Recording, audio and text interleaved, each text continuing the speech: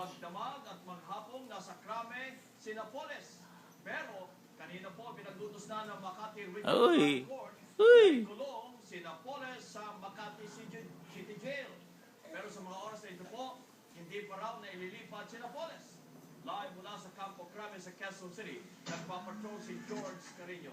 George, bakit hanggang ngayon nandiyan pa rin si Napoles? Anong nangyari? Nailipat na ba o hindi pa rin? Rafing. Hindi pa naililipat kabayan at yung katanungan kung hindi pa. Ka-funny, boy. Ng Philippine Rafing. Police. Kanina umalis yung CIDG-NC na sinasabi. Rafing. Doon sa Makati City Jail at Rafing. sa assessment Daliti. para gawin yung paglilipat. Si Napoles ay nandito sa building na nasa likod ko. Iyan yung tinatawag na National Headquarters ng Philippine National Police. Rafing. Yung building na yan ay hindi kulungan. Yan po ay opisina ng mga matataas na general ng Philippine National Police.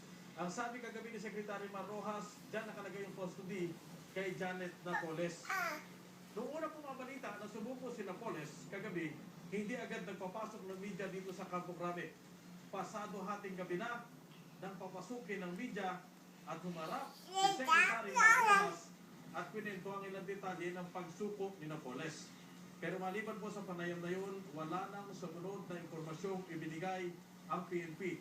Kaya sa buong maghapon, walang opisyal ng pulis at salita sa media tungkol sa pagsuko ni Napoles. Kahit yung kondisyon lang ng custody o kaya kung anong klaseng seguridad o kahit Bye-bye. Give me 5. Give me 5. Give me 5. magkabulagaan, Give me 5. Very good. Very good. hanggang kanina